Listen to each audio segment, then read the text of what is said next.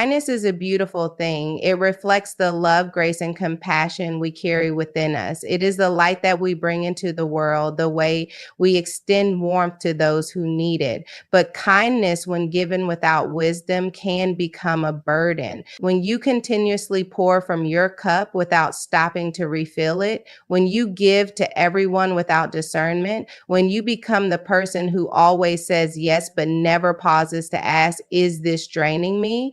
Then kindness stops being a virtue and starts becoming a weight that pulls you down. Some of us have been taught that kindness means availability. We have been conditioned to believe that a good person always says yes, always makes room, always accommodates, always sacrifices. And so we say yes when we want to say no. We stretch ourselves thin to meet the needs of others. We hold space for people who never stop to ask how we are doing. We keep giving, pouring, and showing up even when our own spirit is weary, even when our energy is low, even when our heart is breaking. And then we wonder why we feel exhausted. We wonder why we feel unseen. We wonder why we feel like we are constantly running on empty, struggling to keep up, feeling overwhelmed and undervalued. But the truth is, kindness without boundaries is a fast track to burnout. Because when you are always giving and never receiving, when you are always available and never replenished, when you are always saying yes and never stopping to ask if it aligns with your well-being, you are setting yourself up to be drained. People will take what you allow. If you make yourself available at all times, there will always be someone who needs something. If you give without discernment, there will always be people who take advantage. If you stretch yourself too thin, there will always be someone who will ask for more. And if you don't learn how to create limits, if you don't learn how to step back, how to prioritize your well-being, how to say no without guilt, then you will find yourself exhausted, resentful, and questioning your own worth. Kindness should never come at the expense of your peace. It should not cost you your joy, your energy, or your sense of self, because kindness, when done right, should be reciprocal. It should flow both ways. It should be given not out of obligation or fear, but from a place of fullness. You cannot give what you do not have. You cannot pour from an empty cup. And if you are constantly drained, constantly overextended, constantly giving until there is nothing left, then your kindness is no longer a reflection of love. It is a reflection of self-neglect. Some of us have mistaken exhaustion for virtue. We believe that running ourselves into the ground is proof that we are good-hearted, that putting everyone else first is a sign of strength. But kindness that depletes you is not kindness. It is a lack of boundaries. It is a sign that somewhere along the way, you started believing that your worth was tied to what you could do for others rather than who you are. And when you operate from that mindset, you attract the wrong people. You attract those who see your kindness as an opportunity. You attract those who take but never pour back. You attract those who know that no matter how much they demand from you, you will always be there, always stretching yourself beyond what is healthy. But you were never meant to be everything for everyone. You were never meant to give until there is nothing left for yourself. You were never meant to live in a cycle of overextending, burning out, and then trying to recover just to do it all over again. True kindness does not ask you to break yourself to be good to others. True kindness requires balance, wisdom, and self-awareness.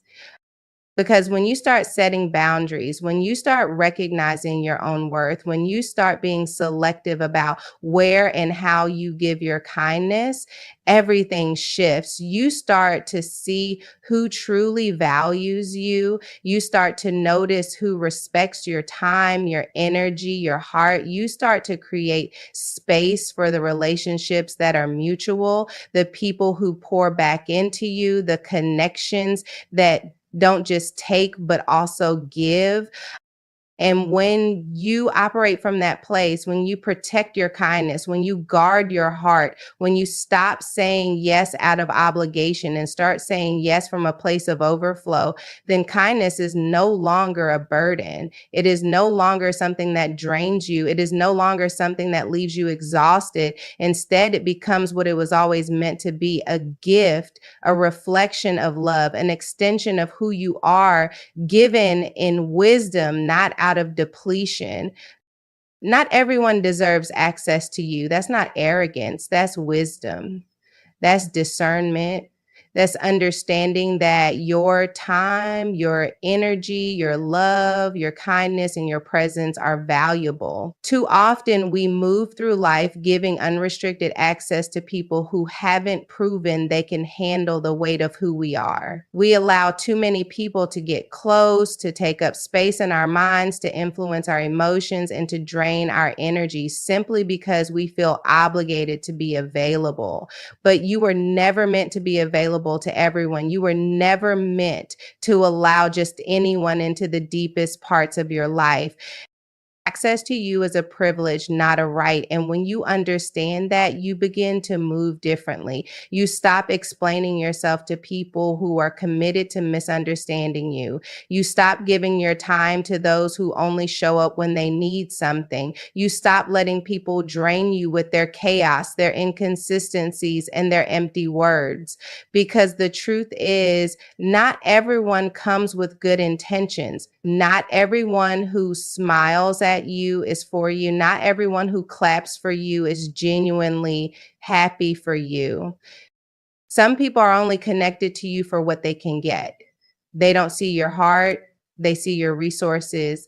They don't see your kindness as something to honor. They see it as something to use. And as long as you keep giving unrestricted access, as long as you keep allowing everyone to sit at the table of your life, you will continue to feel drained, unappreciated, and taken for granted. You must learn to be selective, not in a way that is cold, but in a way that is wise. Because when you stop giving everyone access, when you start protecting your energy, when you start being intentional about who you let into your inner world, your peace increases, your joy increases. Too many of us are walking around exhausted, not because life is too heavy, but because we are carrying people we were never meant to carry. We are entertaining conversations we were never meant to entertain. We are engaging in relationships that were never meant to be long term. And then we wonder why we feel so depleted.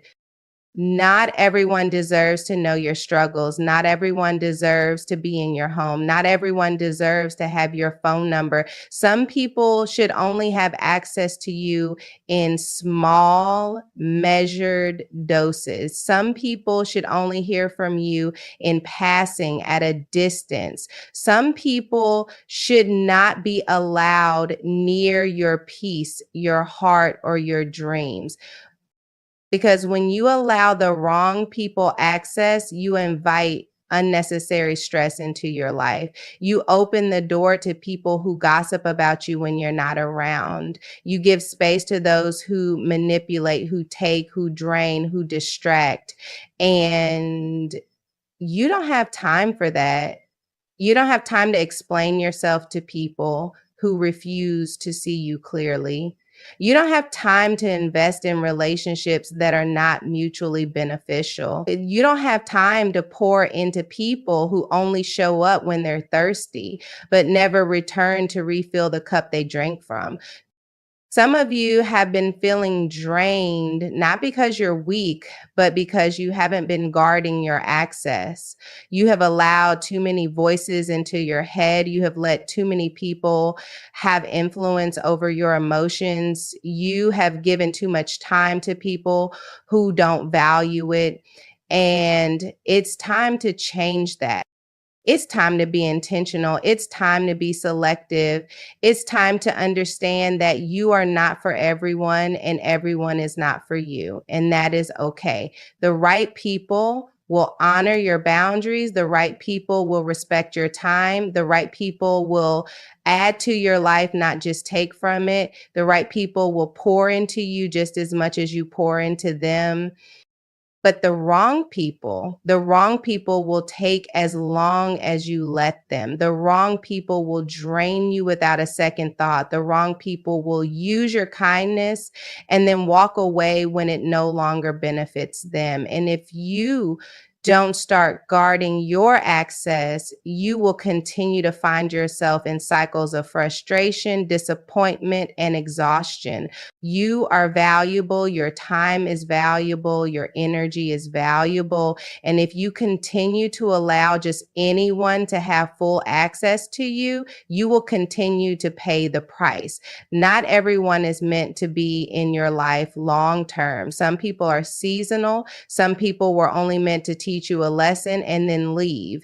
And when you learn that, when you truly accept that, you stop forcing connections that were never meant to last. You stop entertaining relationships that drain you. You stop allowing disrespect and calling it love.